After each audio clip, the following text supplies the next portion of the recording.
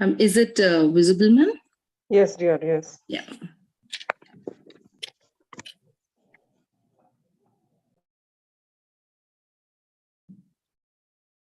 Shall we begin, ma'am? Yes, madam, please proceed. A very good evening to one and all present for this FTP. I, Maria Pavitra, Assistant Professor from the Department of Commerce, St. Pius College, welcome all of you for this Faculty Development Program. The Faculty Development Program, jointly organized by St.Ann's College and St. Pius Degree College for Women on the topic Recent Trends in Commerce and Industry, had commenced yesterday, that is on 28th of November till 3rd of December. So yesterday was the first day of the FTP, and we had a very informative and a very knowledgeable session on the topic Business and Financial Analytics by Ms. Kiruba Ragini, ma'am, from the Miles Education, Chennai. So I hope all of you all will agree that it was very, very informative and very interactive also. So now we proceed to the second day of the FTP, and today's topic of the session, today's session would be digital marketing trends and new age education, leadership and career. And the resource person for today's session is Mr. Mahesh Balakrishnan. Sir, warm welcome to you. And we're privileged to have you here with us as a resource person for the day. And I also welcome the organizing committee members of both the colleges and all the delegates for this day's session. So, sir, on behalf of the organizing committee, we offer you the floral greetings for the session. So now, before we proceed and begin the session, I would like to give a brief profile of Mr. Mahesh Balakrishnan. Mr. Mahesh Balakrishnan is based in Singapore and has an extensive background in sales and marketing and has over 2 decades of global business development experience across multiple industries. His experience includes working with regulators, policymakers, and industry leaders. Sir is a passionate teacher and mentor, and in the teaching profession, he has more than decade plus of experience in higher and primary education, and he's also expertise in online learning and technology in education in the fields of simulation and gamified learning. Mr. Mahesh Balakrishnan also conducted various corporate workshops. He has been active in student mentoring and providing them various career pathways to higher education. And the students who have been mentored by Sir have been taking their admission into prestigious institutions like Johns Hopkins, Oxford, National University of Singapore, and many more. Sir was instrumental in Asia's first food ordering apps with an app payment. Recently has enabled a collaboration with Delhi government and one-of-a-kind agreement to spur career-related education in India. Mr. Mahesh holds an MSc in Techno-Entrepreneurship and Innovations from Nanyang Technological University, Singapore, and also has an MBA degree in Marketing from Jawagi University, India. Sir has been a director of Human Touch, a Singapore-based management consultancy, which he founded in the year 2004. He has mentored many startups, evaluating their business plans and go-to-marketing strategies.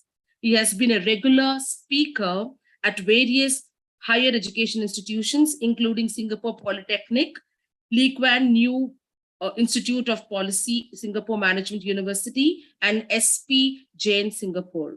Sir has conducted various faculty development sessions, including for Jawagi University, Gwalior, and EdTech program, EdTech platforms also. So we're very privileged to have you here in our midst, and you are the right person, I feel, seeing your profile, to deliver this session on the topic digital marketing trends and new age education, leadership and career. So I hand over the session to you, sir. Thank you, Pavitra, for that introduction and that bouquet. I accept it humbly once again.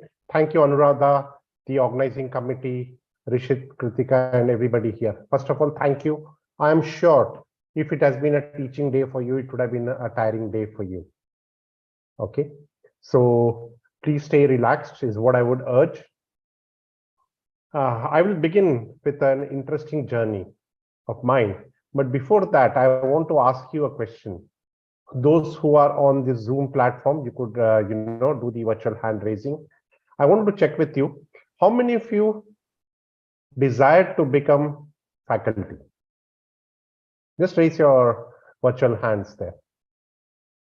There's a icon there. If you do that, reactions, right? If you click on the reaction, you can raise your hand. Just wanted to see. Good.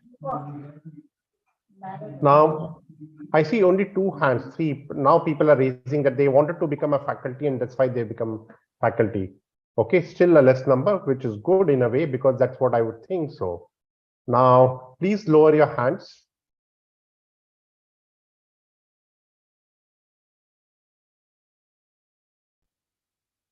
Yeah.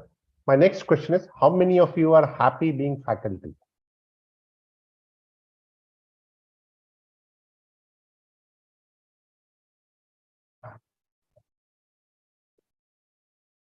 Good. More hands, but that means that a lot of you are in the wrong places. Okay, that's okay. I enjoy teaching. I enjoy being a faculty. The greatest pleasure I get is with people, young people, experienced people, old people, because that's where I believe that as I teach, I learn. That is very important for me. And just to give you something which was not mentioned in my career profile, I started as a salesperson. That's what I've been doing now for close to 30 years. My specialty is expanding into new markets. Even in sales, they never gave me an easy job. Okay, they always said you develop new markets. As you know, selling in your home territory is the easiest thing anybody can do. Any sales is not easy. Okay, yet selling cross border, be it within India or overseas, is always the toughest part of it. I've been very fortunate that I've been successful in whatever has been assigned to me. Have there been failures? Yes. While I'm proud of my successes today, I'm also proud of my failures because, as they say, failures are the best teachers. You learn. You can, if you reflect, if you evaluate, why did you fail? So I started with a company called HCL in remote areas of India, which was a blessing in disguise for an introvert like me to become successful in sales. Sales is not considered a good word. How many of you have seen placards or door signs in apartments or in bungalows? Salesmen not welcome. Anyone seen that notice? Good. Santoshi, thumbs up from me for having noticed it. And to me and to many other salespeople, it is very painful when you see that because people always buy from people. People sell to people. Okay, yes, some of the hounding which salespeople can do can be very irritating, can be very tough. I'm sure many of us get those calls from bank companies or credit card agents who want to give you a credit card. How many of you get that? Anyone gets that credit card call? I'm sure a lot of you would be getting those calls. But then just imagine that person who's starting out his career in a field which he thinks he needs a job. He's got numbers to chase. He's got a database which he needs to call, meet his targets. At the end of the day, they are doing their job. So I started my career as a salesperson in a company called HCL, selling photocopiers. Then I progressed to software sales in Singapore and around the region. Plus, I dabbled in education. I used to work for a US-based university called Arizona State University. I was leading their initiatives in Asia for economic development. In this process, I also founded my own consultancy called Human Touch in the year 2004. I founded Asia's first food ordering app called Eat Online. This was way back in 2010-11 when Zomato or Swiggy was not known. I've always been a path breaker in that sense. So I exited that business in 2015.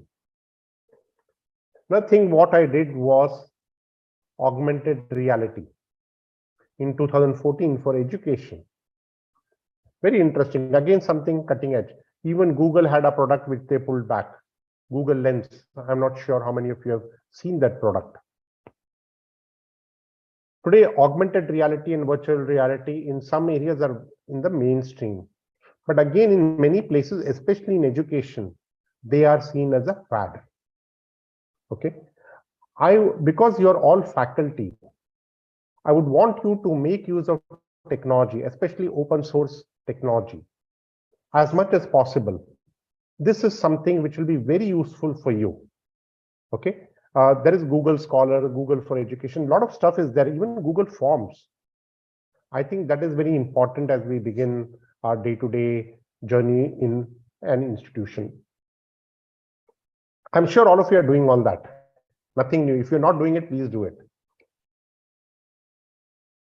The world has changed in the last 20 years, the last 10 years, and now after the pandemic, it will change even more.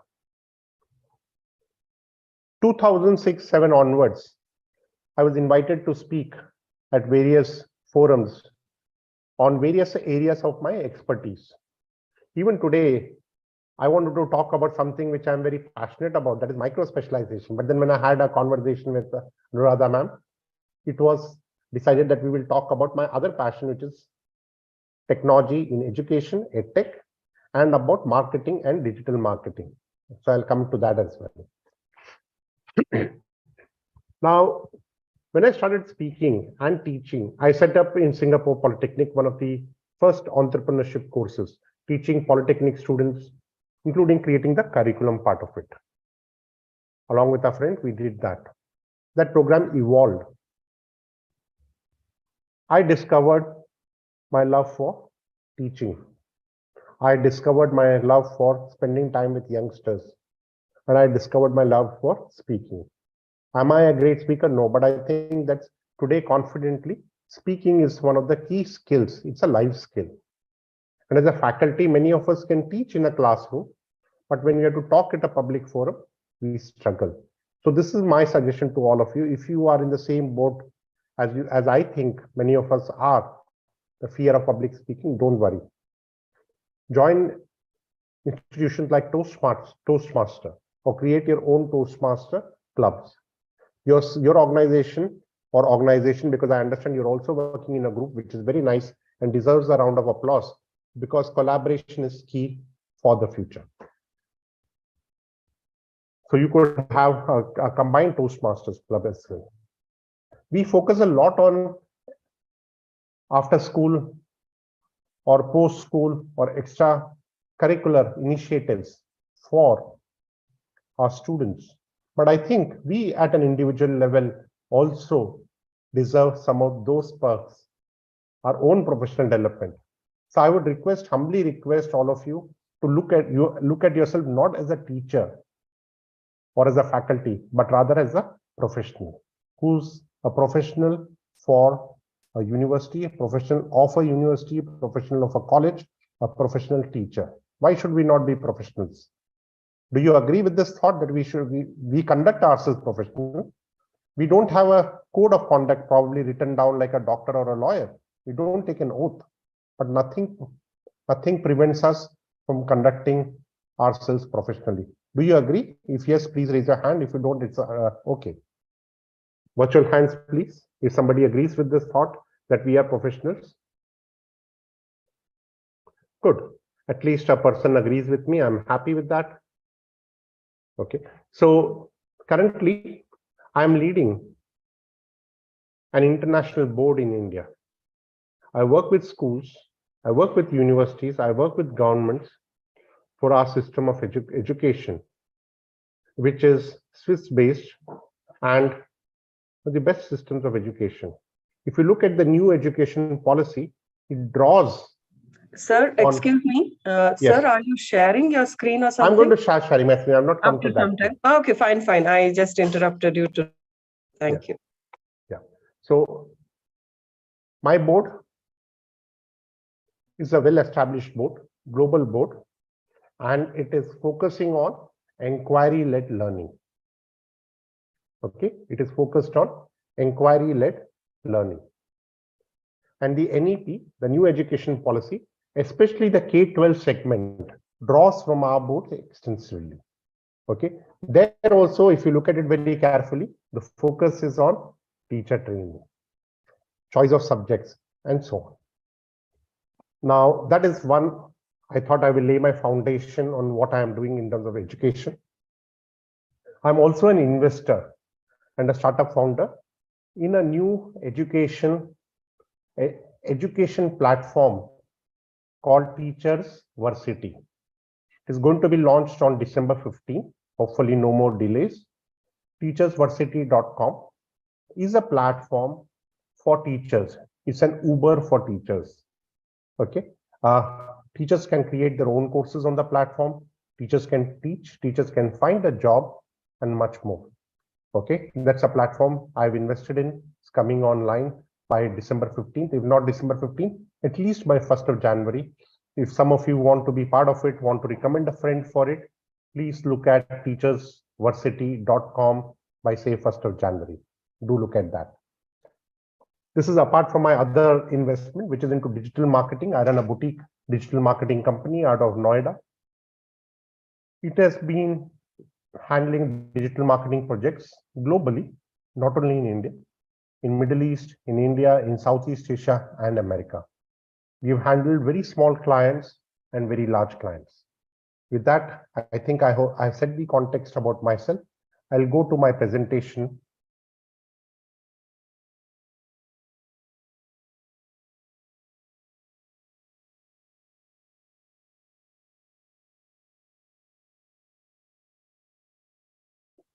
Can you see my screen, please? Yes, sir. Yeah. So I'm going to talk about recent trends in digital marketing and EdTech. I'll also talk a bit about micro specialization because that is important, and I think faculty and institution management should know about it. And even today, there was a new sticker in Singapore from where I'm joining you all today about micro specialization. So digital marketing today is center stage. Most of the marketing we do today is digital marketing. No one can remain untouched when it comes to digital marketing. Does traditional marketing still happen? Yes, but even that, to a great extent, has elements of digital marketing. Digital marketing, traditionally, if you look at it, people will talk about SEO, search engine optimization. But there are new trends. And today, when we get leads in our digital marketing agency, it's not necessarily that we will end up working only on search engine optimization or about social media marketing. It's much more than that. One of the things which is gaining traction is called influencer marketing. You can be an influencer in your own right. If you're a teacher, you can have certain influence on your students. If you're a parent, you will have influence on your family. Sometimes even a youngster will have an influence over his social circle. He will influence, say, buy a Oppo phone, buy a Vivo phone, or buy this bike, isn't it? So influencer marketing is gaining traction, becoming very popular.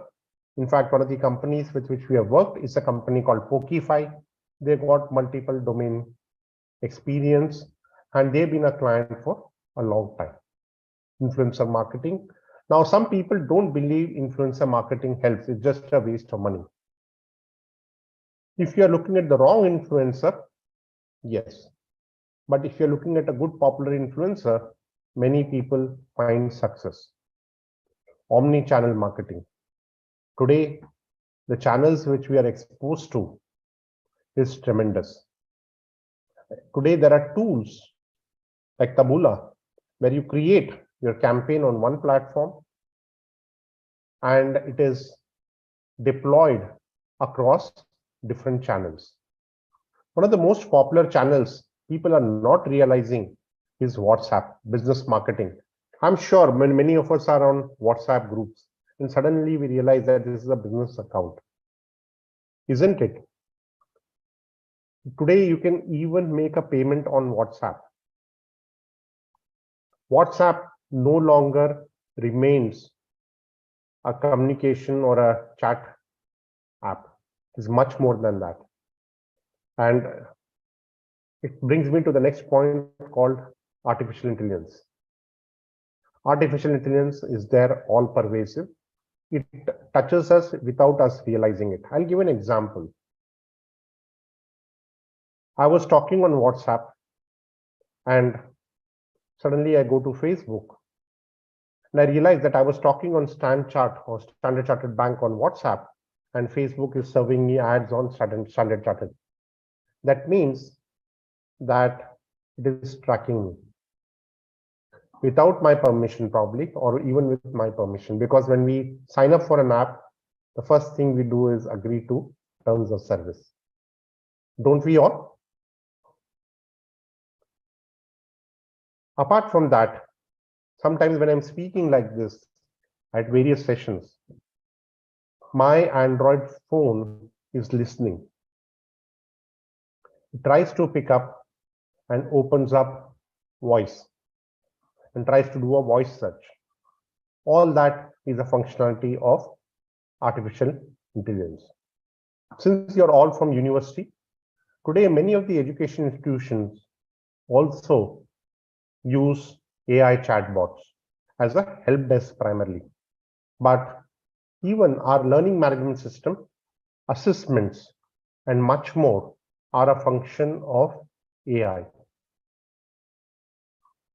Today, if you are looking at assessments on computer on-screen testing done by US companies and other companies, even the difficulty is based out of AI, based on our responses to those stimulation. And AI-based job interviews are happening. Even government agencies globally, I know for one is Australia, they use AI-based interviews. You call a number, there's a question thrown at you on a phone call, you answer that, and then you progress. Based on those responses, you will be selected or rejected or called for the next round of interview.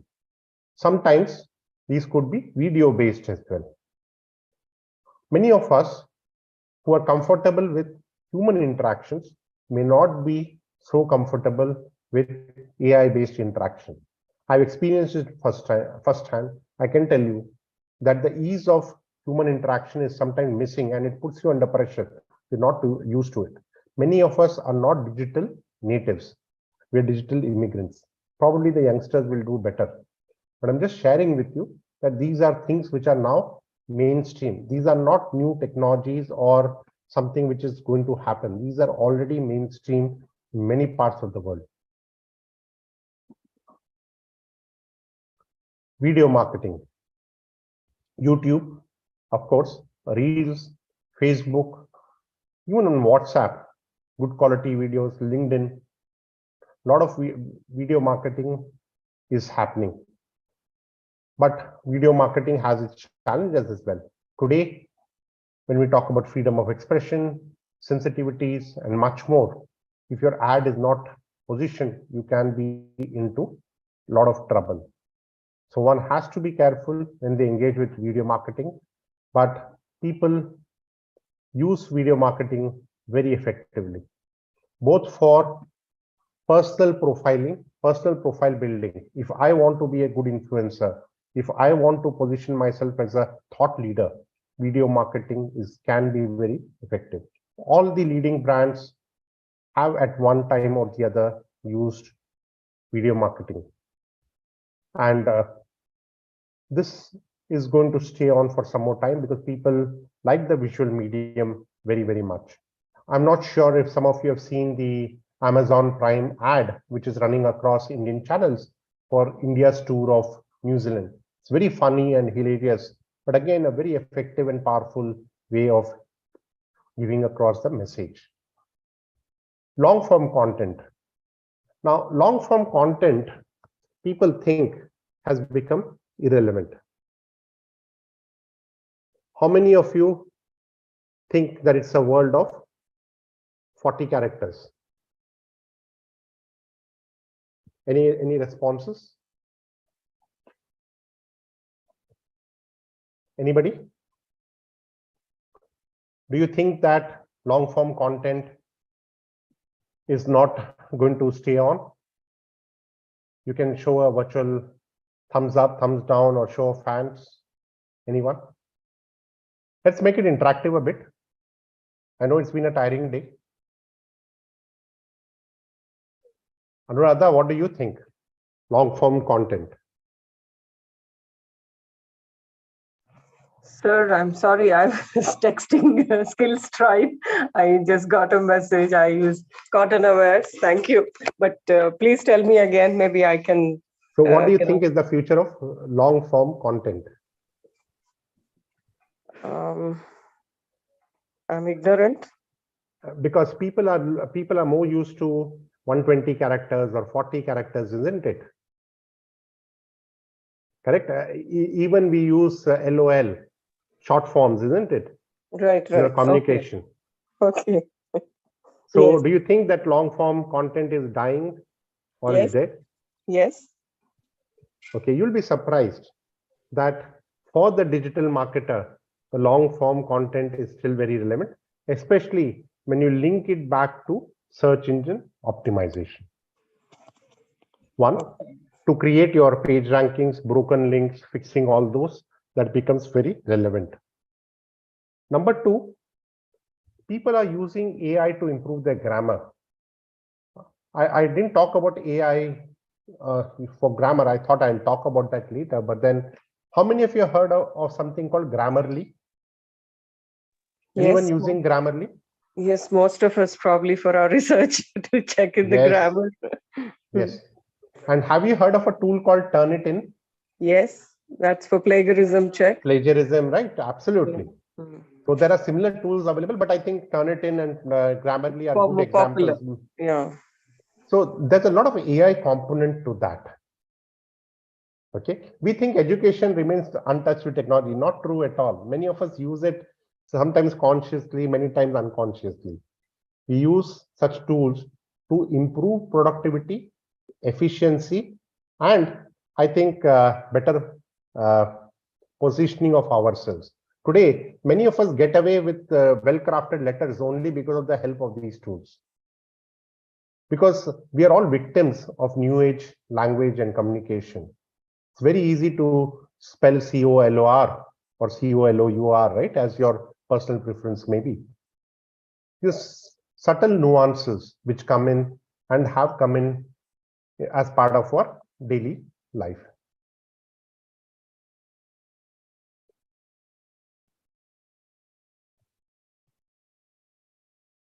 Because it was important that I talk about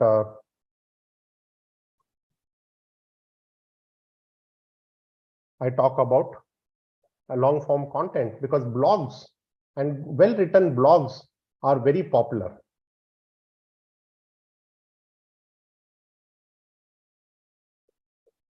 Okay. Now, how many of you are aware of something called native applications? Native applications is your web app, your WhatsApp, right? That's a native application once you use it on your phone. But many companies are today moving, or as a startup or somebody who's not so adept at technology, it's actually progressive web application, a website converted into a workable mobile application. And even that has become very popular. Even somebody like a Starbucks uses the progressive web application very effectively.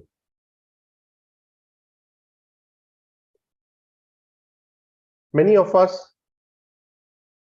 have started to use influencer marketing. We, as People Bridge, which is my boutique digital marketing company, we have been working a lot with influencers, using influencers for even our customers.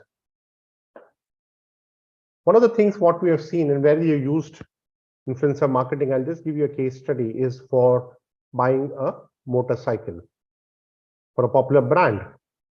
We have also used influencers for fundraising, for animal care, animal rescue. Another area where we have used influencer without much success is mask. Selling a mask on, say, Amazon, the influencer has not been effective because people don't see any value from an influencer for that. They think that they know best. Okay, and startups with the right influencer can be very effective. Today, there are aggregators like Pokify, whom I mentioned earlier, who bring on curated influencers. You choose the right influencer for a certain fee and use that. And the moment you feel that you're not getting return on investment on your influencer, you can discontinue them. Omni-channel marketing, again, a very popular way today. But then if you are going omni-channel, you have to be very careful based on your audience. Where is your audience? Which channel can you find your audience? Don't choose a platform or a channel where you're not going to find your audience. Many countries also restrict ad serving based on ages. I'll give an example. Indonesia, you can't serve an ad under 20. Now, if I have to sell a high school program, which is for the age of 16 to 18, can I use, say, Facebook in Indonesia? Probably not. But if I have to target parents who can be influencers on their kids in that age group, then probably Facebook is going to still be a better channel. But then the decision maker and the influencer has to be the parent. But if the influencer or the decision maker is going to be that child who's not on social media directly, then I'll have to find the right channel to target that person who's my audience. We are seeing omni-channel marketing very common in retail, entertainment, food service, business, and other industries. One of the things what we are seeing with omni-channel is piggy riding. You buy something on Google Pay, you pay something, you get a discount for a food app. You may be paying a utility bill and you get a discount for a food item. I'm not sure how many of you use those discounts at the end of the day. In my case, many of them lapse. Another thing which I noticed, and I'm just sharing with you, is when I was using PhonePe, for example, I'll get a lot of coupons for paying, but most of them would be for licious and other things. I don't eat meat, yet coupon after coupon would be for that. So what did I do? I stopped using that platform itself. That was my personal choice. I don't recommend that to everyone. I took that decision. So this is something the marketeers have to be very sensitive about. User preferences. What are they comfortable with? How do you hook customers? Today, most of the e-commerce which is driven in India is through discounting hooks.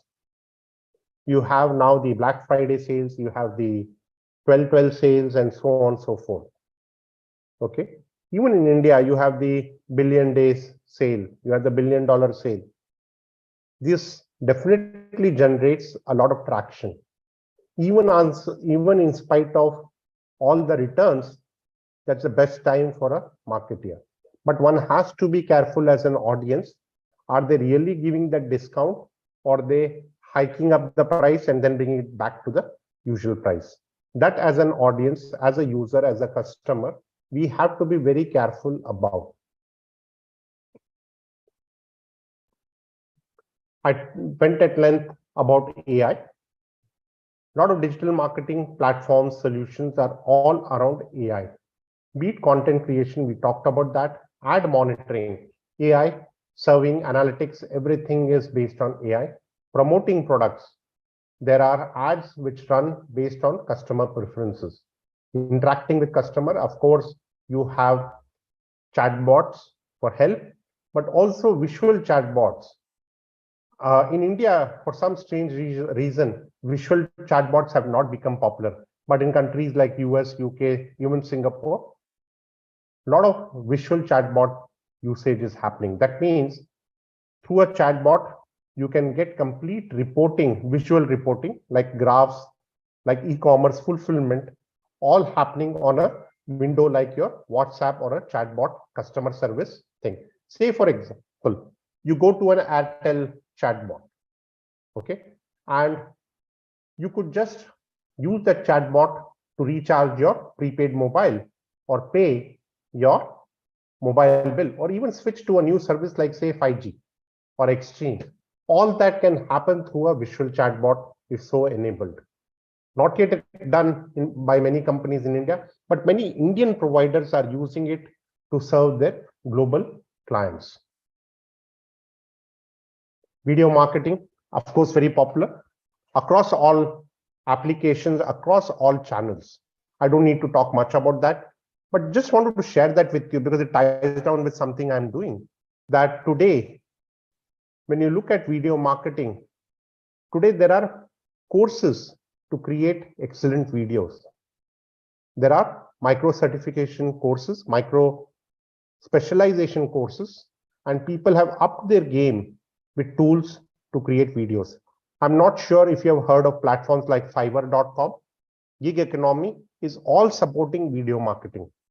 One of the main business drivers of gig economy like Odesk, freelancer.com, guru.com is all driven by video marketing.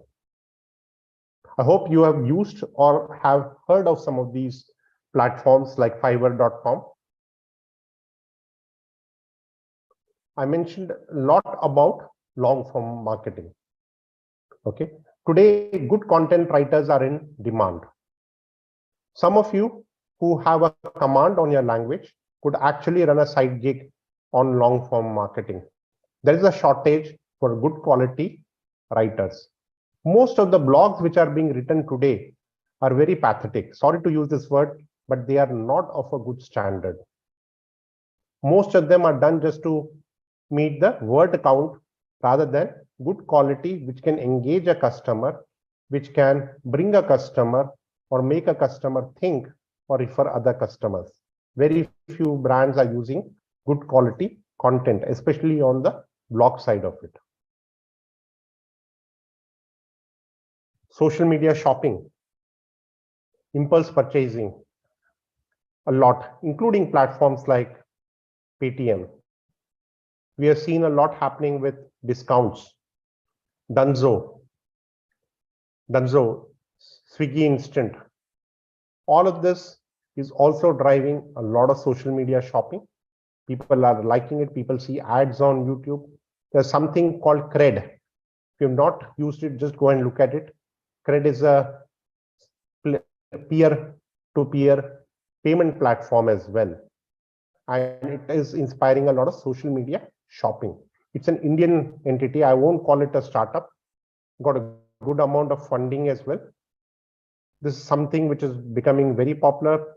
Tools like Simple as well, Pay Later, all of these are driving e-commerce, the next round of e-commerce, not just through Amazon or Flipkart, but many other areas.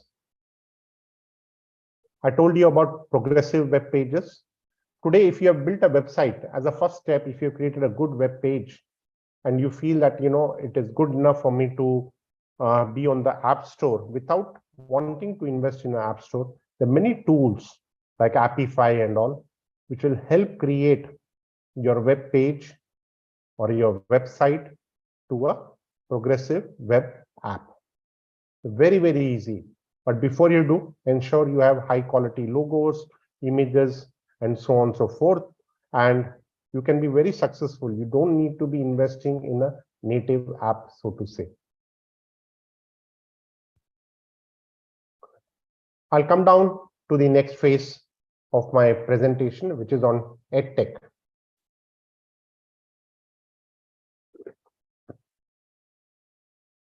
Am I audible? I hope I'm going at a good pace. If anybody wants me to slow down or speed up, I'm happy to do so. No, sir, just fine. Okay. Again, education technology. Many of us mistake education technology just for a learning management system or a platform.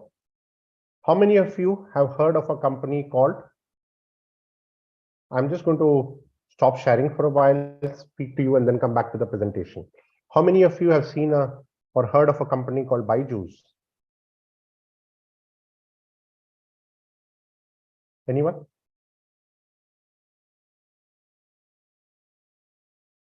I'm sure a lot of you more who have not raised their hands have also heard and seen Byju's.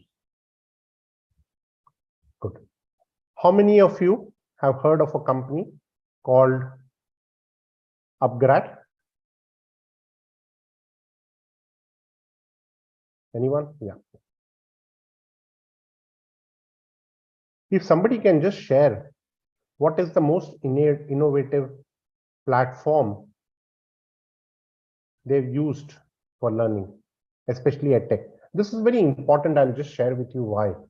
We are all coming off almost 2 years of a pandemic, where most of our education institutions, be at a school level or a school level or a college level, were closed, isn't it?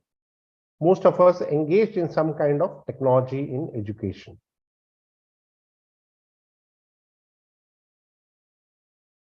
I see an answer, great learning. Anything else which somebody which caught the eye or the experience of some of you?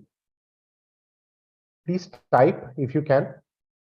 Others can put their hands down and just type. I want to see some names, some good platform which they came across during these 2 years.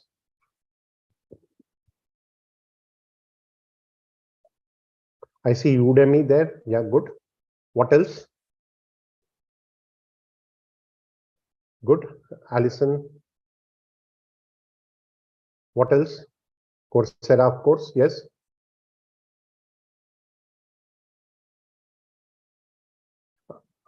Pranati and Joshna, can you lower your hands, please?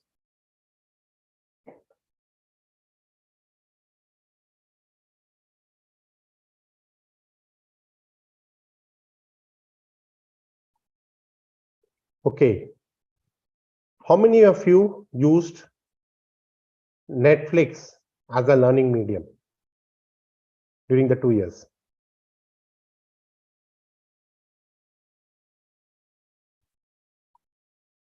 Good. Pranati, thanks for that answer.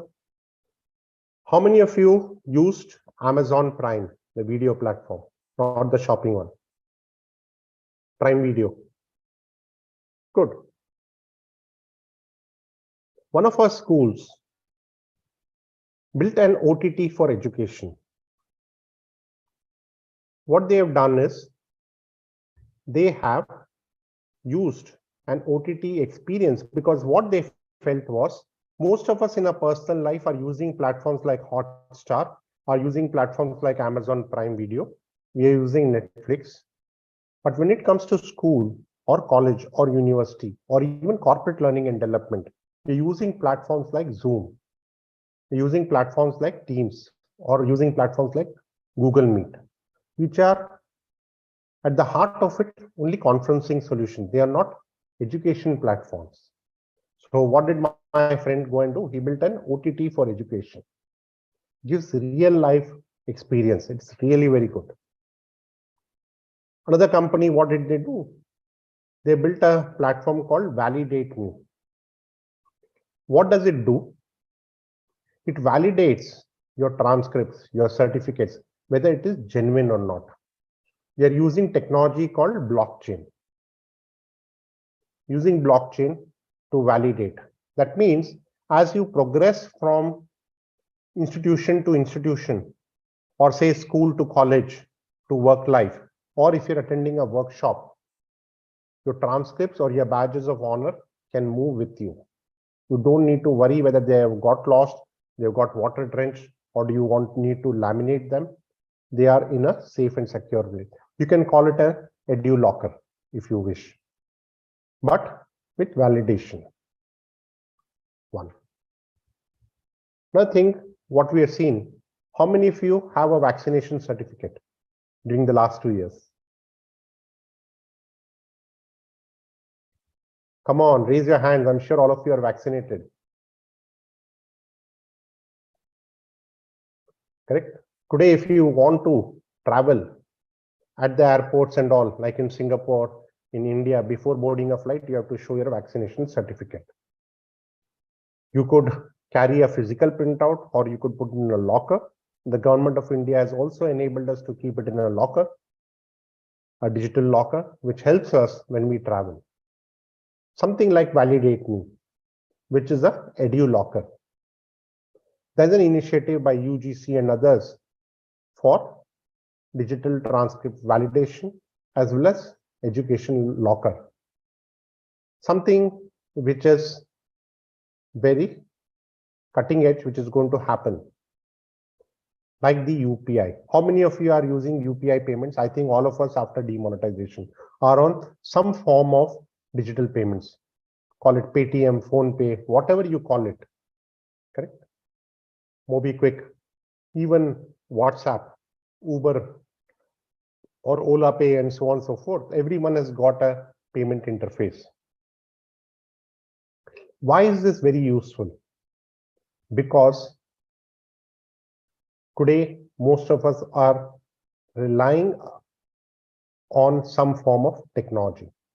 Education technology is also going mainstream. But I presented a paper at COPC in Bhopal last week, where COPC is an organization comprising about 62 boards of education, member boards, as well as associated boards, as well as direct member boards, like CBSE, Haryana Board, Gujarat Board of Education, and so on and so forth. Now, what has happened is, after the pandemic, when most of us have returned back to the classrooms or the campus, the amount spent on edtech platforms has come down. Yet, valuation of edtech companies has come down. Many have laid off employees. They hired only for that moment. They didn't think about the future. Right sourcing, I'm sure being faculty, many of you would have heard the term called right sourcing. Correct? Have you heard of the term called right sourcing? Right sourcing is a very common term in supply chain management. Okay. Right hiring is also very critical. You hire on your growth plans and you don't overstaff, you don't understaff, which affects your growth as well. And you hold people responsible. Many of these edtech companies went haywire with their hiring. They bought into the fact that even after the pandemic, people will stay online. Many of us developed fatigue. How many of us are tired with online webinars and seminars? Any show of hands? Any show of hands, please? Or you can type in the chat. Many of us got tired. In fact, we had to cancel a few of our online sessions because we realized that the audience has got tired of online teaching and learning. Yet, I want to tell you there's a place for the right edtech. Okay? Because, like I said, our students and we all today are digital natives or digital immigrants. So don't junk your online or education technology platforms. Use them effectively. I'll give you an example. I did a survey of schools. Many of them, at least 47%, have decided to remain or keep the option of online teaching and learning available. Why? Anyone? Any reason why? And I'll give you some reasons why they've decided that they will keep it open. Any idea? Just think about it.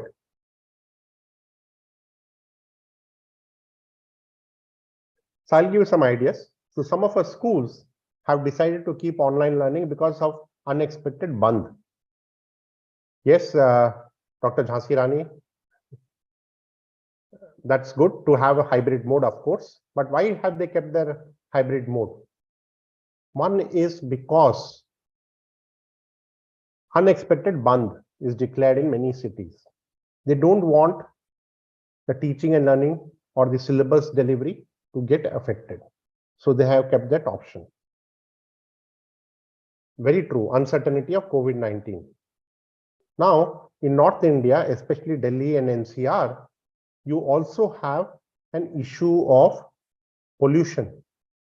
When the pollution levels reach a certain undesirable air quality level, the government declares that these institutions should be closed.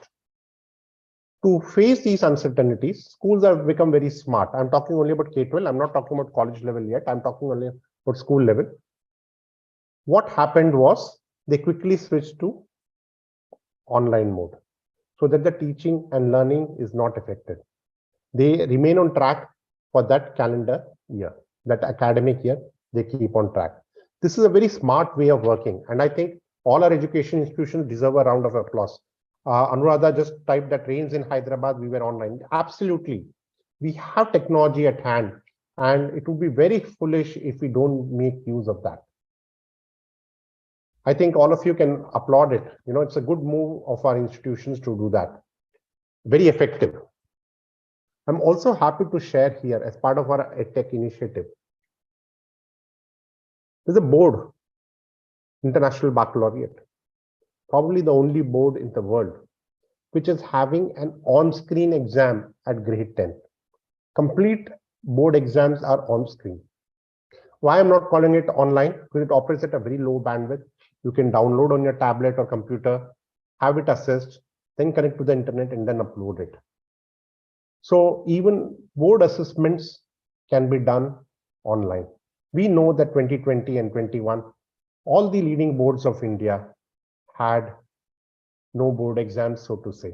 It was based on internal assessments and many other factors that schools were done. It also begs the question, would people trust these students coming from the pandemic era? They could be our children, our brothers and sisters. This is very important. Just to share with you, even prior to the pandemic, many of the CA preparatory courses or even JEE or NEET preparatory courses were online or are available as an online option. Many of us don't realize that. Coursera, Udemy, and all have always been online. Stanford online. I have taken Stanford online courses from 2013 onwards, or even prior to that, 2011 onwards. Just to share with you that in 2003, there was a pandemic called SARS. Primarily China, Hong Kong, Singapore, many other countries as well. So what Singapore government did was the Ministry of Education mandated that all schools would have home learning week. Suppose you have term 1 and term 2. Every year there will be a home learning week timetabled prior itself. Whether there's pandemic or not, you will have a home learning week. Why did they do it? This is a good way of disaster planning. Okay, so that your loss is minimized. In our case, because we are educationists, educators, it is minimizing loss of learning. There have also been very creative ways of practicals. In our board, I'll just share with you. For chemistry, some of them use their own kitchen. For visual arts, creating videos and all, they crowdsourced. Some of them used or told their friends in different cities, hey, can you video highway traffic and share it with me? Children were very creative and they used technology and education, integrated it very beautifully. There are many good platforms for EdTech today, be it student admissions, social media marketing, that through the various touch points and life cycle of education. The most popular of them seems to be certification, short-term courses, especially with fintech coming in, blockchain coming in. How many of you heard of this thing called White Hat Junior? Anyone? Have you heard of a term of a company called White Hat Junior?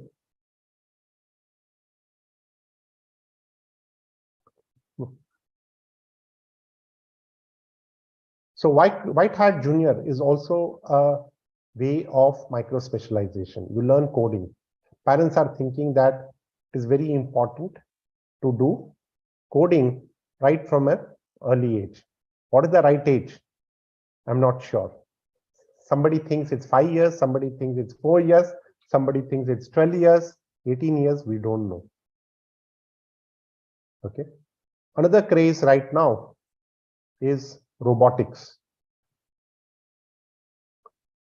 Robotics is again something, and STEM education, STEAM, the arts element, digital art, is again very, very popular with what's happening in the tech space and EdTech. So you have the first touch point, which is admissions. There are tech solutions. Then you have learning management system. You have ERPs, including fee payment for education. You have teaching platforms. You have specialized graphics and specialized courses today, which are completely tech driven. Assessments, testing, and there are testing platforms which have been created. I used to mentor a company called Silver Bullet. What did they do for pre-medical admission test for the US PMAT? What they did was, these competitive exams are a function of knowledge and time. It's speed driven, right? You have say 60 minutes to answer 85 questions. You get, these are all CBT. So what they will simulate as a preparation, as a test prep, right? Test prep is a big industry, not only in India, but other places. So what do? They used to simulate that while taking the test, there's an earthquake, okay, or some big emergency horn, or there's a coffee spilling, so that you waste your time, but the whole purpose is for you to focus on your testing without getting distracted. Very innovative. And again, using a combination of AI and other means. Now, earlier, even before using AI, their solution was very, very good. The various uses of EdTech. We are just scratching the surface.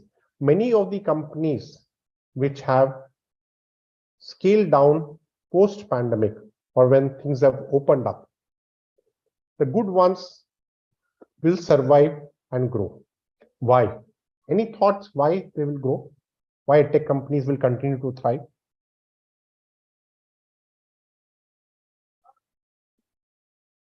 Anyone?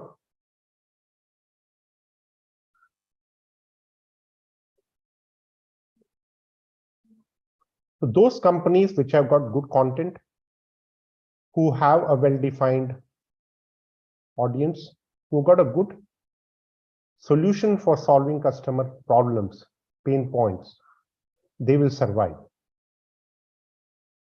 Those companies which are well established even pre-pandemic, they will do well. Those companies which didn't oversell, they will survive. And of course, new solution will come up, because we are all used to technology.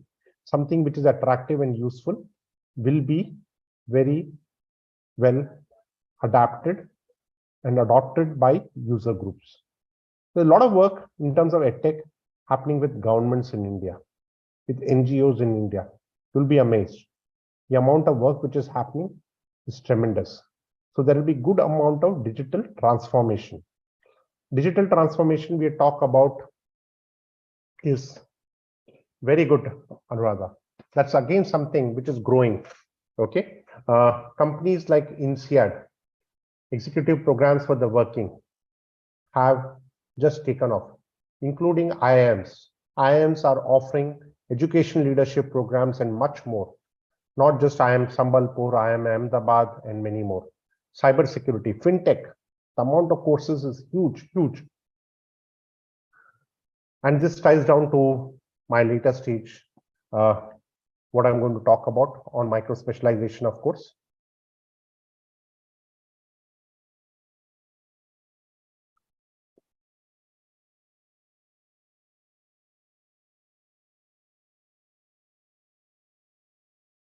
So again, in terms of technology trends, okay, I will digress a bit, but it's important. So what's happening in the edtech space?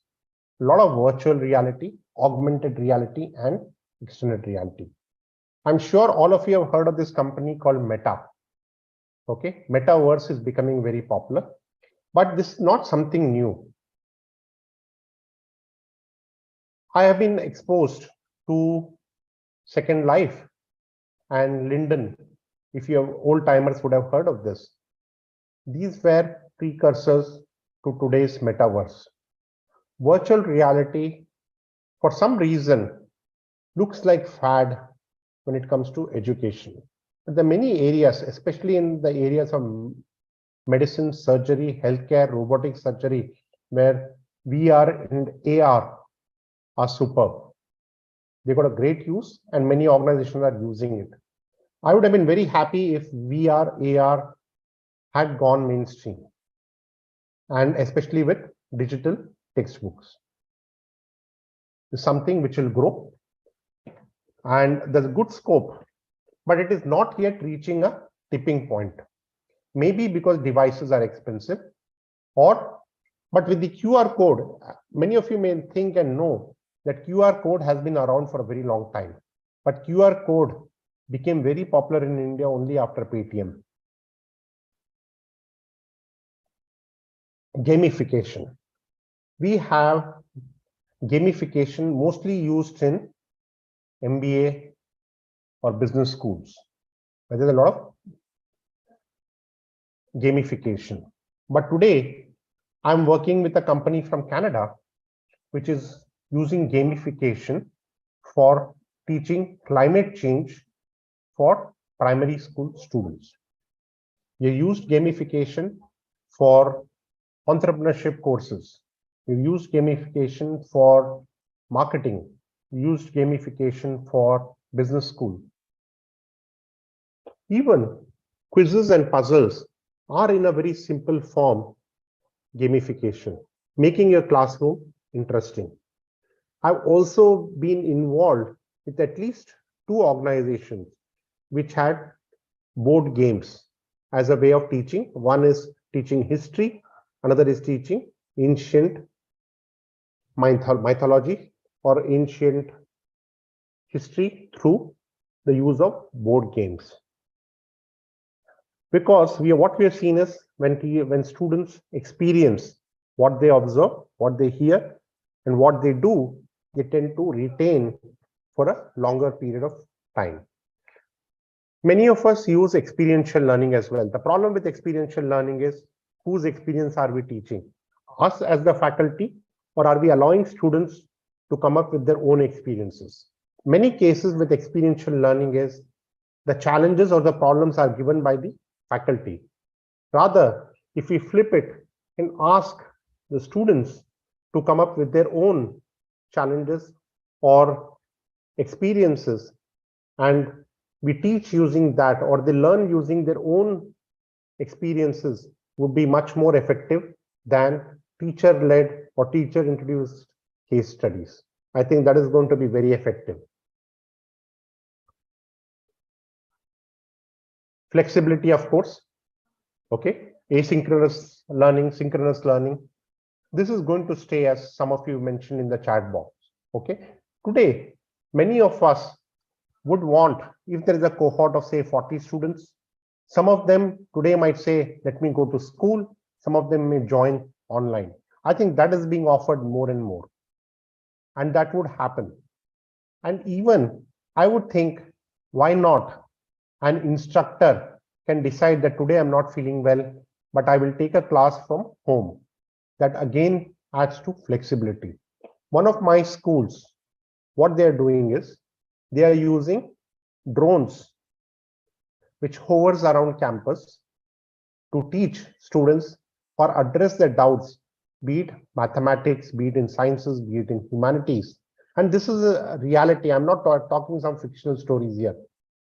This particular school group is using robots in class to deliver high quality lectures at a school level. They're also using drones to teach normal K-12 subjects. This also allows good quality teachers who are highly trained, experienced teachers to serve underserved areas. Suppose you are a school in Bangalore, you want to teach students in rural Karnataka. The teacher is not willing to travel. But why should a student in a rural area be denied good quality teaching? So use of technology can help overcome all of this. We talk about digital divide. I have been involved with a platform which helps reduce the pain of teachers, to give teachers and students a WhatsApp kind of experience where students from even very poor families can access WhatsApp to complete school work very easily, know what is the homework being given. And this is a platform, it's totally free. Good for students from class 1 to class 10. There's a lot of content, curated content from institutions like Khan Academy, where the best in class solutions are available to students at no price. Big data, of course, there's a lot of data mining and data analytics which is happening. This can also be used to serve, if one can use big data effectively, to serve personalized lessons, personalized courses, including self-paced online courses to students based on student behavior, based on teacher behavior. You can take it very, very easily. Now, again, this I'm talking about a practical solution. You may agree or you may disagree, your choice. What we have seen is the learning loss during the pandemic was hyped up. But what we have also seen is that many of the students, while they talked about learning loss at the time of assessments, were otherwise very happy with online teaching and learning. I'm sure I will talk to all of you as well. What was your experience as a faculty? Did you enjoy it? Did your students enjoy it? Was there a learning loss? Were there real mental health issues? Or was it some of it was real and some of it was not so real? Blockchain. Blockchain again is something we are seeing very, is something gaining traction, a lot of traction in EdTech, especially when it comes to issuing of transcripts and certificates. Okay, payment as well. Payments on blockchain and admission results. You know of that famous news personality who thought she has been hired by Harvard. And for a long time, she didn't realize that it was all fake. Digital assessments, of course, is growing. Okay, digital assessment is here to stay. There could be blended assessments, yes, but pen and paper assessments, even at critical years, is giving way to digital assessments. This is going to be very real. And digital assessments is also something which even special needs students can handle. It was thought that digital assessment is very comfortable, but then what we are seeing is a good case study for digital assessments for those with special needs. There's a lot of data which is supporting it. So digital assessments is something I think all of us as faculty should look at it as at least some components of it, if not the whole part of it being digital. because it looks at fidelity. Digital assessment can be authentic, can be controlled, and less chance of mischief around digital assessment. Can mischief happen? Yes. Can papers leak? Yes, of course. But then if you can control it, digital assessments is one of the best ways of assessment, and also reducing the assessment to results cycle. I think that is very important. Again, something which is happening is micro and nano learning. Okay, people are more and more jumping to micro courses, nano courses. Even educators are doing bit-sized lesson plans. I'm not sure if it's happening at a university level or a college level, but in many other places we are seeing micro and nano learning. One of the boards which I'm associated with, they have for teachers, these are experienced teachers, we have introduced nano learning modules so that teachers can do, and these nano learning resources are free. The actual professional development workshops are paid. They cost some amount of money, but there is a good amount of supporting resources through nano learning. Again, something which we are seeing, and again ties down to what I talk about, micro specialization. Micro and nano learning is here to stay. In fact, I was just reading an article or a news ticker this morning that some of the Singapore institutions are offering micro specialization and nano learning. These are a bunch of certification or modules. If you take collectively, they lead to larger amount of credits and a certification. That is very important. Somebody may decide I will just do 2 modules rather than the 12 modules. Even I'm involved with, I said to you earlier, with Arizona State University. We have a university foundation program which offers 2, 8, 10, and 12 credits for students who wish to go and pursue higher education in America. You can obtain up to 12 credits in India itself. Saves you time, saves you money. And these university credits are transferable. Also makes sense, even in India, we have the academic bank of credits coming. UGC has announced it, especially with the NEP. I think this will be very, very effective. We are even seeing credit transfer between high school to college. SkillStride, many of you are familiar with, they are associated with even SEMA. If you look at that, today you have specialized courses. BCom has transformed to BCom Plus, many cases. You have certificates in artificial intelligence. All of these courses are becoming very popular, and these are what I call micro specialization. This is an era of micro specialization. It is hugely, hugely popular. Why is that so? Micro specialization is a smaller and more compact but niche topic. Requires a student to do a foundation course and 2 or 3 courses or a whole bunch of courses. Now, how many of you have done actual courses on, say, Coursera or Udemy? Anyone? Anyone has done? How many of you did a short course, a certificate course in 2022? Good. Anyone else? Or you all decided that your work is now very rigorous and load is heavy, we will not do any certification? Good. Good. I think in a way, even today's session is a kind of a small micro specialization. I wouldn't call it micro specialization, as a faculty development. How many of you think that Indian university graduates are ready for industry? I hope I get a larger amount of response this time. Anyone? Do you think Indian university graduates, Indian college graduates are ready for industry? Dr. Jhansi, again, thank you so much. Yes. Santoshi, not completely. Nagalakshmi, yes. Anybody else?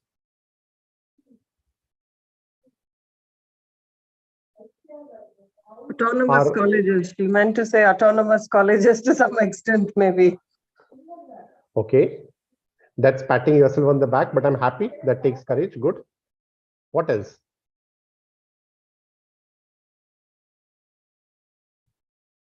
Anybody else? I will take a minute for a sip of water. Some of you can continue to.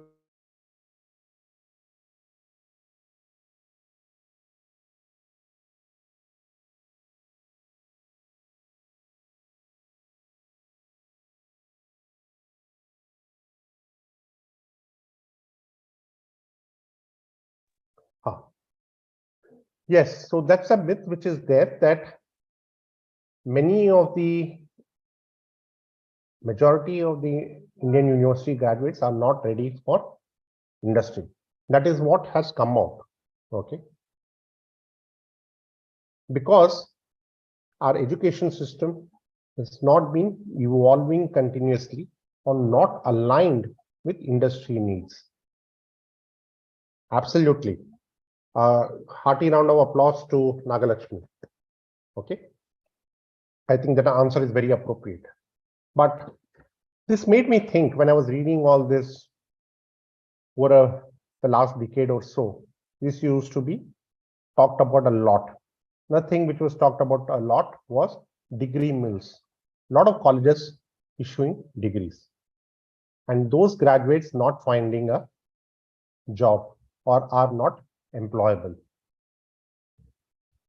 One of my studies also led me to discover in a small article in a magazine called IdeaSync.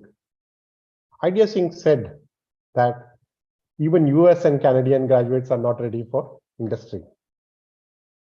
But that didn't make, while it made me happy on one count, it made me sad that unfortunately our whole education system globally needs a makeover. Very good. BBA retailing, exactly. So what is happening? This BBA retailing, for example, is a new initiative in many colleges.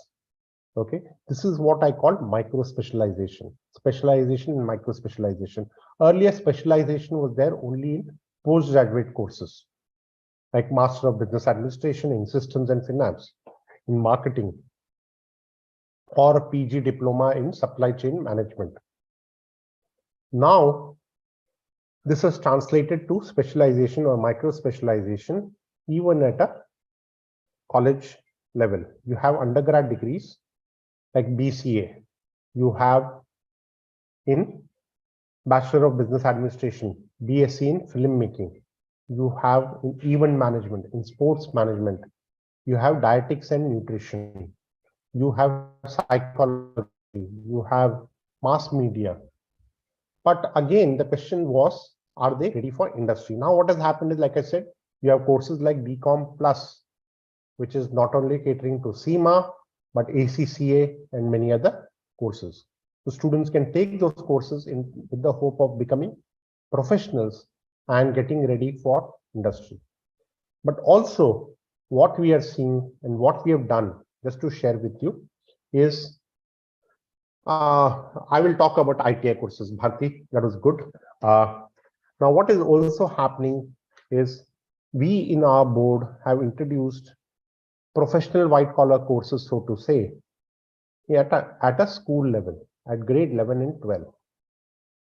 What we have done is we have a grade 11 and 12 qualification, which deep dive into areas like AI, sports, events management, filmmaking, dietetics and nutrition, robotics, much more.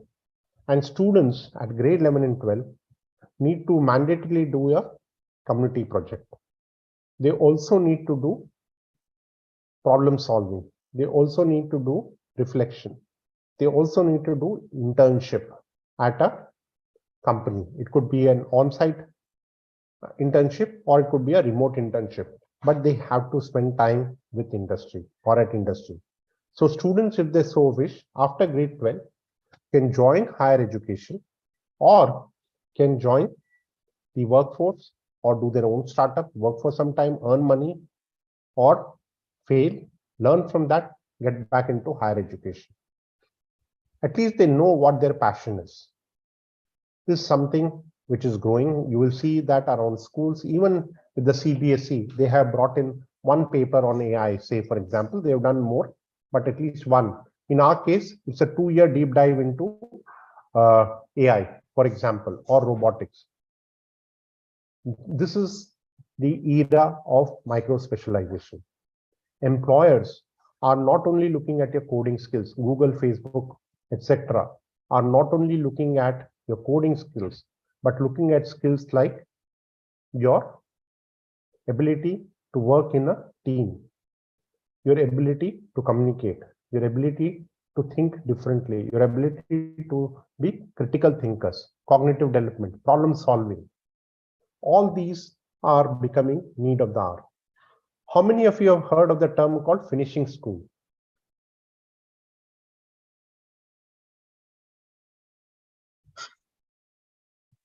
Good.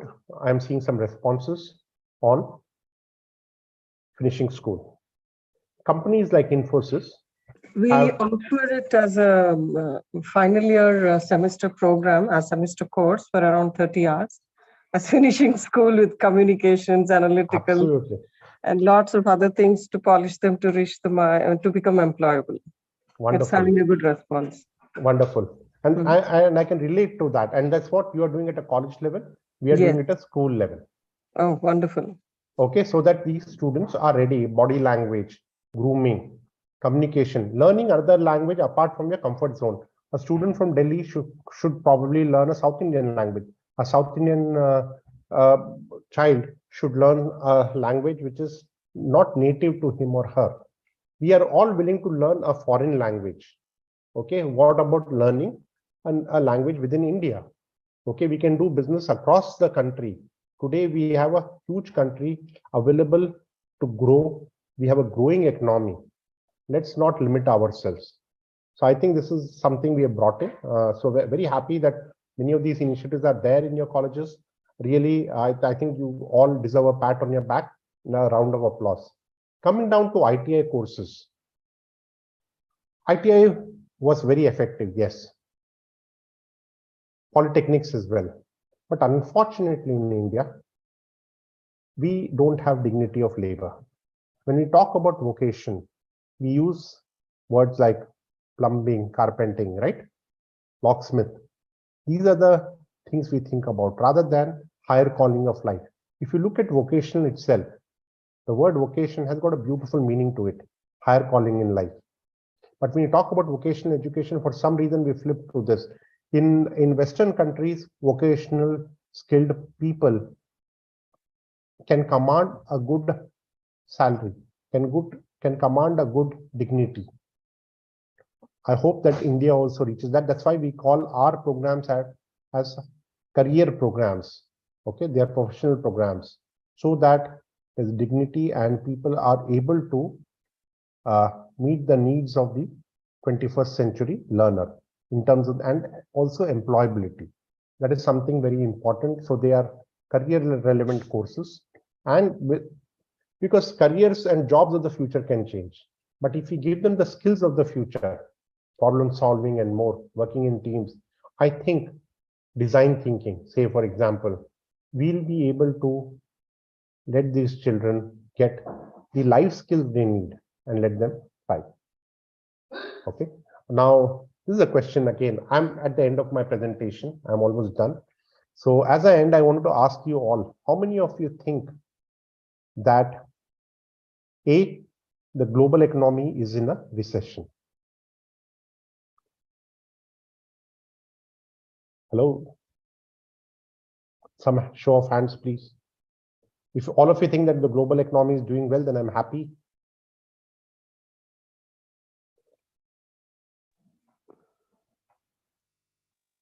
How many of you think that the Indian economy is doing very well or doing well?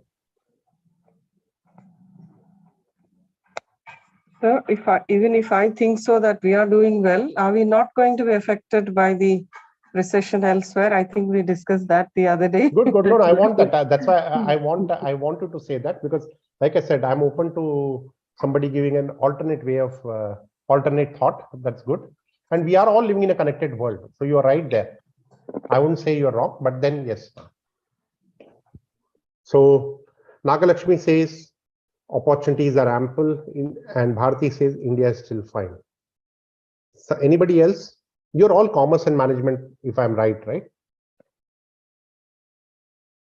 Hello, this should be your domain. I'm an industry practitioner. You are all faculty.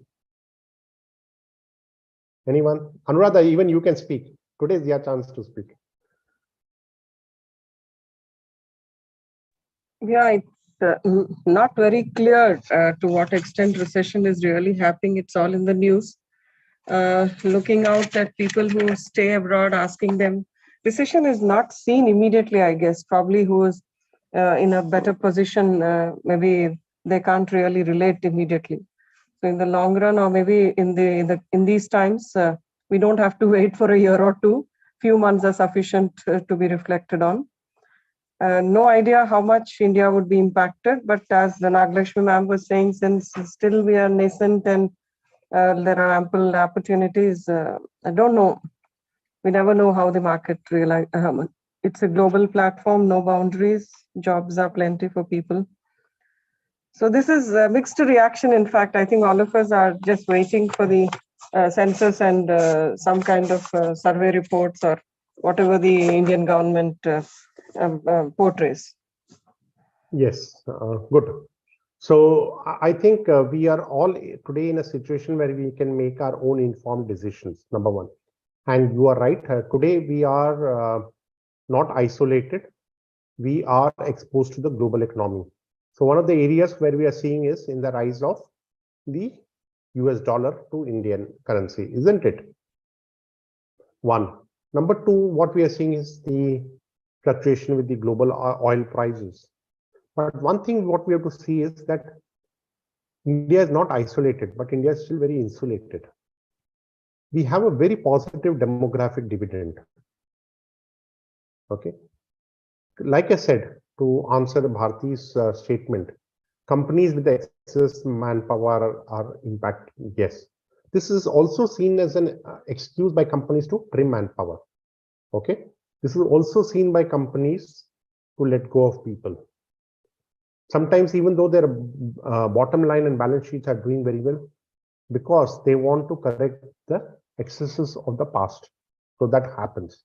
Second is, yes, very true. If the demographic dividend is utilized properly, then no recession. India is a large country and with infrastructure projects and needs to improve because we have gone down during the pandemic. The only way is up for us. I think we are enjoying that fruit at the moment. We are one of the few countries right now globally who are holding our own. But if everybody talks about a recession, then you get that bearish attitude.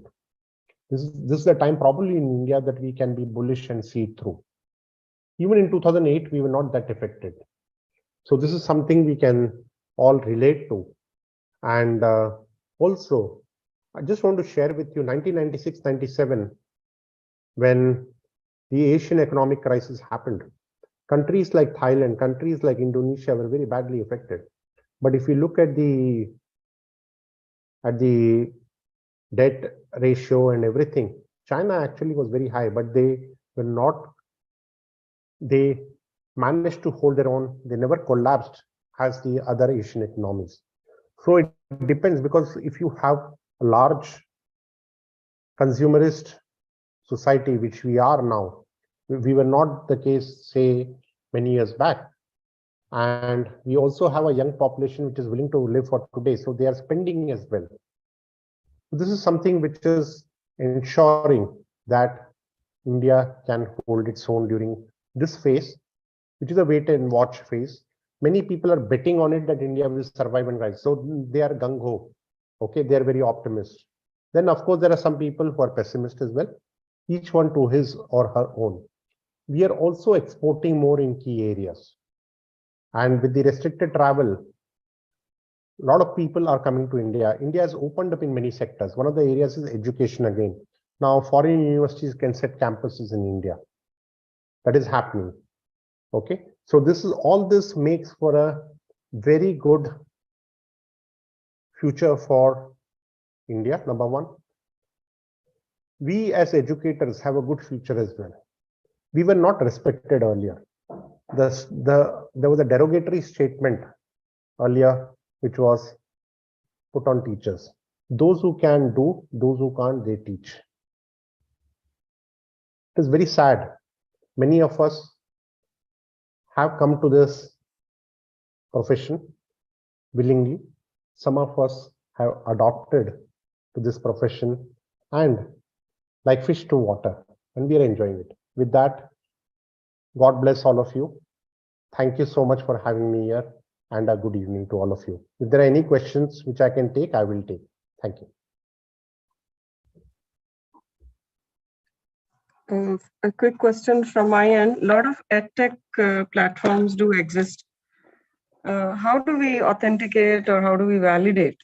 Few like Udemy and few other courses are short-term, very small courses. I'm not sure. I've not explored much. Never ventured into those domain because I had my own fears and apprehensions. So my only concern all the time has been like NPTEL and MOOCs platforms. The Indian portals are quite good enough for anybody to take up these programs, courses rather. So it is close to some 12 weeks, 24 weeks. They have a good examination, evaluation pattern. The credentials are also good, affiliated to IIMs and IITs. So in the case of India, IITs, IIMs are quite familiar. Everybody, no denying the fact that even a layman understands that these are some plush education institutions acclaimed.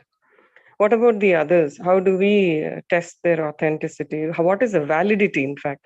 Like NPTEL, somebody accepts my 24-week course, but in the other cases, nobody accepts these edtech platform certified courses, even if they've given some valid knowledge.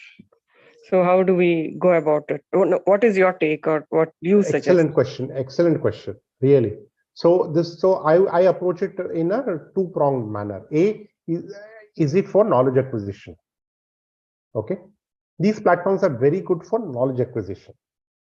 Okay. One. Second is it for certification or to acquire qualification? When it comes to the qualification part is where the dubiousness of it comes in, number one. Number two, are you using that qualification for flaunting on social media platforms or to use it, that certification or qualification as a platform for job seeking? If you're using it for knowledge acquisition, you may have to surf from one platform to another, and some of them are very good courses, some of them are average courses, some of them are below average courses, some of them are very static. Okay, but if you find the right one, you will enjoy it, number one. Number two, some of these courses, and especially the certification, is your first step to landing a job. Many employers are giving credence to these certifications. So they are very, very useful. Now comes to IITs and IIMs. Okay, I myself personally looked at some of the IIM courses as well. Some of them are very interestingly titled, but they are very, very expensive. Okay, am I willing to make that investment for that course? No. At that price point, even if it's an IIM, if it was at a more reasonably priced, will I take it? I would have jumped it and completed it by now. So this is again very important for us to know whether a particular course or a platform is useful. Now again, I'll say there's a platform called CFTI. It is for financial technology, fintech courses, AI, and many others, UPI. Okay, it's started by a London person, but his business is thriving out of Singapore. They are working with banks, with regulators. So many of the finance professionals need to complete those certifications to be able to practice and also to become adept at what they are offering. So this becomes very important. And another thing is, employers today cannot let go of their employees for extended period of time. So they're encouraging employees to sign up for these courses while working. You take a couple of hours off, or in school, or in your college, or at your employer place, and you're still able to complete knowledge acquisition. This is also happening. One of the tools again, which is very popular, is LinkedIn Learning. Okay, LinkedIn Learning is very popular and many of us have used it for something or the other, even during the pandemic, post-pandemic, pre-pandemic. Very, very popular. And I'm happy to share with you that personally I've seen the quality of LinkedIn Learning courses has improved. And Dr. Jhansi Rani, the finance website is called CFTI. CFTI.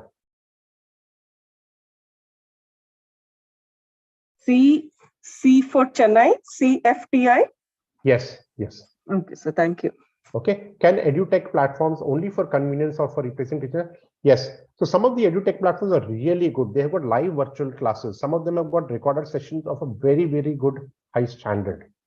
Okay, and they are superb. Some of them have got master classes which are good. The normal course or the normal course content is okay, but the master classes, expert speakers coming and talking makes for a very good course subscription. Anuradha, I hope I answered your earlier question. Yes, sir. A small clarification in my question, which I asked, probably I was not very clear. Yes. The NPTEL courses are offered by IITs and IIMs as an obligation to reach out to the masses and to the rural areas, the underprivileged, and it is not priced at all. It is totally free. They have to enroll, attend the classes, fill in assignments at the end of the 24-week program. They have to take an exam by just paying 1,000 rupees, and it is a CBE exam. That is a computer-based examination. As you said, the online remote access, which was not only during the pandemic, it happened much earlier as well. So that was, they're very affordable, sir, the NPTEL. Yes. So we are promoting it with our students, and probably the NEP is also making sure in the coming years, one such course is adapted by students from the NPTEL, so that they have a blended learning and they can opt for any course irrespective of their core discipline. So I'm happy to share with you, Anuradha, that our own online teacher training workshops were very well received by teachers globally. So we are also eligible. We are also eligible to take that, or is it? Yeah. So you have to pay and take, of course, but then they are available. They're very, very of a good quality. You should. I will share the links with you later. You could look at some of the nano material which is available. Sure, sir. Sure. We also. I will also encourage people right now. If somebody wants to do an MEd, there's a University of People. Okay, University of the People, which is a US-based organization. They've got online MEd of a good quality. People who attended that have told me that it's of a very good standard. Okay, so this is something which is becoming very popular. And see, let's accept it. Once you have an IIT, IIM, right? Today, many of us may not even have the wherewithal to crack the CAT and get into IITs or IIMs. Okay, but if we acquire that certification or that badge of honor, so to say, it is also very acceptable by employers who would look at you, would look at your application very differently. That is, you are a lifelong learner, and each one of us has to be a lifelong learner to survive.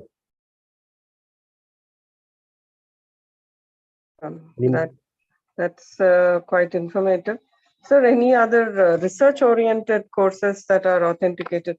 Because you did speak of MEd, definitely for people who are interested, but for colleges and higher education institutions, we would prefer something into research. So there are few such courses. If you could suggest few more which are maybe expensive and from recognized. I will share with you. I have looked at it personally, some of the very good research-oriented courses. Okay, especially how to do research writing, research thinking. Okay, all that is also which is very popular, and I'm very happy you brought it up actually. Okay, I would have given some names. For some reason, I'm having a brain feed at the moment. I can't share with you those specific names. You can always share it. Yes. I'm sure many of you are anyways using Google Scholar and all of that. Yes, sir. Yes. I've used databases, online databases very effectively for my research work. I've used some of the patent search work as well when I was mentoring students and startups using patent databases as well. Do some of you use patent databases, patent search applications? Not really. Maybe Rupa, you can unmute the audience, ma, if possible. I think few faculty wanted to speak. Sure, ma'am.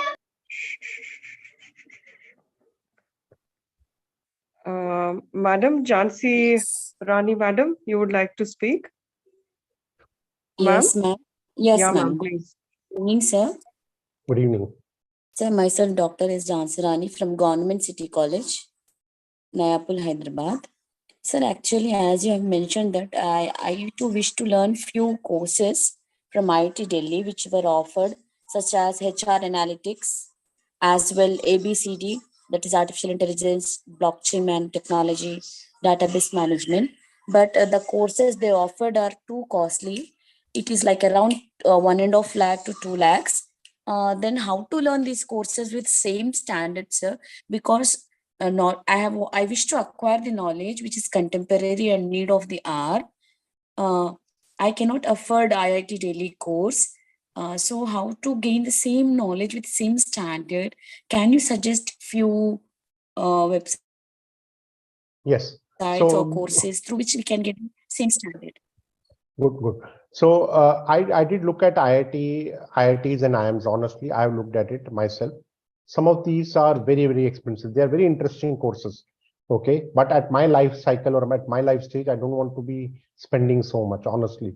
Yet there are similar courses. So some of the courses of IIT Chennai were available. Okay. They were open source courses as well. Some of them were very affordably priced. Please do look at it. They were announced during the pandemic, number one. Number two, I used to attend a lot of courses by Stanford Online, which later became Novo Ed.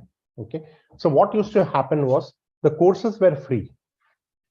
Okay. The courses were free. But if I had to get the certificate of attendance or certificate of completion, then I had to pay $40 or $120 or whatever. So in many cases, I took the course without the certification element of it, just to enhance my own learning. You could look at those courses, and many of them are very, very interesting. Does it answer your question?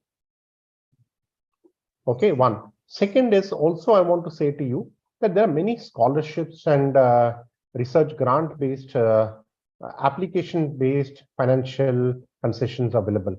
Do look at them. So if you apply as a teacher or a faculty or as a scholarship, or if you write an application against a grant, you may get concessions. I'll give you an example. Okay, we have for the University of People, MEd, if they are IB teachers, if they apply and if they're selected for scholarship, then they hardly have to pay anything. Those kind of things are available. We just need to be patient, look for the right courses, look at the right financial concession, which can be made available to us. Okay, if we look at that, then there's a good scope for it. So don't get disheartened.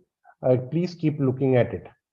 And in some cases, if you feel that that course is really going to be worthwhile, invest in it.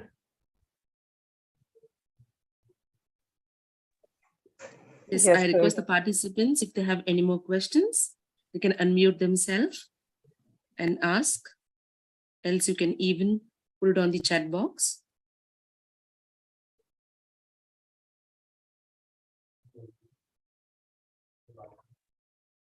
So as the participants put in the questions, on behalf of the organizing colleges, both St. Anne's and St. Pius, I extend a heartfelt thanks and gratitude to you, sir, for such wonderful and informative session that you have shared on both the topics, that is digital marketing and digital technology in education field. So many strategies and trends and so much of information that you have shared. And I also thank all the participants for being so interactive whenever sir has asked for any questions or for any information. So much of response from each of you. So thank you very much to all of you, and a big thanks to sir for delivering such a wonderful session, sir. Thank you, my pleasure. And yes. I just want to share with you that I made it very textual for a reason. I didn't use a lot of graphics, wonderful looking graphs or images. There was a reason. And I'll tell you why. Okay. If I had been addressing youngsters, I would have used a lot of fancy pictures, videos, and all to grab their attention. Okay. Because Anuradha had told me the audience profile, I said, let me make it very contextual. Let me make it very textual so that you understand, because you're used to reading.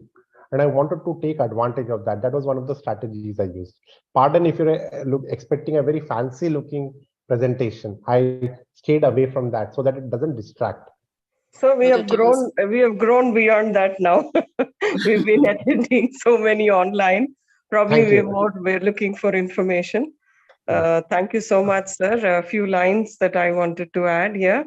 It wouldn't have been possible for me to pitch you in to this FDP without the help of Skill Stride, Kritika Jain. Hope she's around. Thank you so much. And it's been wonderful to hear you for the past 1.5 hours. I've been running low battery on my mobile. Actually, I was traveling, but still tried to hook in as much. Thank you, Kritika. Thank you for being in all through. And it's been wonderful. So it's a great opportunity to know you. Otherwise, it wouldn't have been possible. So maybe we'll look for another opportunity when, and anytime you're in India or somewhere around, please do message us. We'll utilize I'll come in. I'll meet services. you as well. That would be This is something great. I do. I'll talk about it. Yes, I'll come Anytime, and meet you all. anytime. Just interacting with you because you don't know. Yes. While I was talking, your responses, your silence, both were teachers to me today. Okay, I've learned as well. I know what all, or at least some of the things what you people are looking at, and I'm amazed. And I again say, all of you deserve a big round of applause. Thank you so much. Yes, sir. All the Thank you so 54 much. who had joined were all through. I've also been watching the participants. None of them have left. So thank you, participants. It's been encouraging to conduct such seminars and FDPs. I was always wondering, will online hold? But no, encapturing and engrossing lectures like sirs, I'm sure we would still continue to listen, whether it is online you. or offline. Thank you so Thank much. you again. Goodbye. Good evening, all Goodbye, of you. sir. Goodbye. Thank you, Kritika. Thank you so much, sir. Bye-bye. I'll leave now. Bye-bye. Yes. Yeah, I request all the participants to join in for tomorrow's session, which is on the topic, Talking Climate Crisis, Challenges and Solutions in Ethical Investing by the resource person, Mr. Akhil Kapadia. No, a small correction. It Yes, is Mr. Vijay Kumar Challa, and he is going to talk about tackling climate crisis. I think there was a print Yes, typo ma'am. error. Yes, It that's is tackling climate crisis, and that would be a real engrossing session again. It is on ethical investing and sustainable development governance goals. It's called SDGs, SDGs, that is Sustainable Development Goals. So I wish all of you would join at 5. I've been texting him through, and hope to see you all tomorrow again with the same support. Looking forward. Thank you, Madam Pavitra. That's been nice for you to hold through. Yes, ma'am. We can stop the session now. I'm the host, I guess. Rupa, you made me the host. Yes, ma'am. You are the host.